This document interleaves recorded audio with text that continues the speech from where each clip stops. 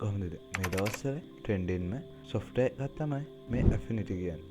ගොඩක් කට්ටිය දැන් Photoshop එකේ ඉඳලා Affinity එකට switch වෙන ගමන් තමයි ඉන්නේ. මම අද ඔයාලට ගෙනල්ලා තියෙන්නේ Affinity software එකෙන් ලේසියෙන්ම මේ වගේ test effect එක හදාගන්න හැටි. එහෙනම් වැඩි කතා ඕනේ. අපි මේ වීඩියෝ එකට let's go to the video. ඉස්සෙල්ලා මෙන්න මේ විදිහට Affinity software run කරගන්න. ඊට පස්සේ අපිට මෙන්න මේ welcome screen එකක් තමයි බලා ගන්න පුළුවන් වෙන්නේ. මෙන්න ටික මම තාම download කරගෙන නැහැ. හරි මාගේ. ඊට පස්සේ අපිට පුළුවන් මෙන්න දැන්ට ඉහළ අපේ මේක ඩිසයින් කරගන්න හදාගන්න. මෙතනට 1920යි 1080යි මේ තියෙන්නේ normal thumbnail එකක size එක. YouTube thumbnail එක normal YouTube thumbnail එක. ඊට පස්සේ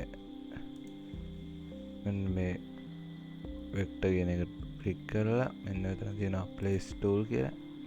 අන්න ඒක ක්ලික් කරලා මම image එකක් apply කරගන්න. මම මෙන්න මේක apply කරගෙන මෙන්න මේ විදිහට එකට ක්ලික් එකේ ආඩ් බලන්න මෙන්න මේ විදිහට දාගන්න.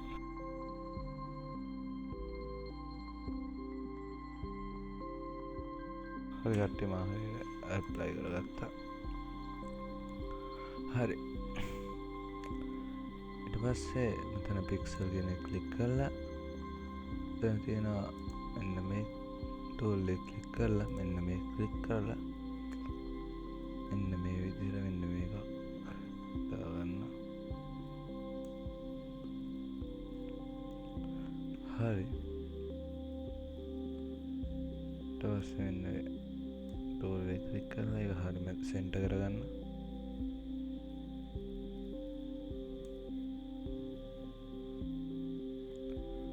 ඊට පස්සේ මෙන්න ටෙක්ස්ට් tool එක ක්ලික් කරලා මෙන්න here ක්ලික් කරගන්න. මෙතන මගේ නම ටයිප් කරන්න.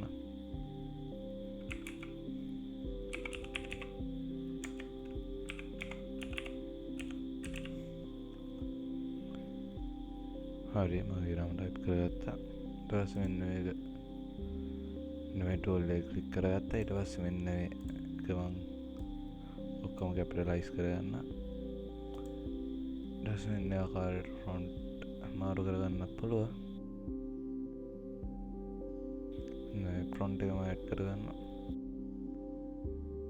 ඊට පස්සේ මෙන්න මේ normal කියන ක්ලික් කරලා මෙන්න res කියන එක ක්ලික් කරන. ඊට පස්සේ හරියම ලේසියට තියෙන්නේ මේ ආකාරයට කො මෙන්න ආකාරයට ඇඩ් කරගත්තා.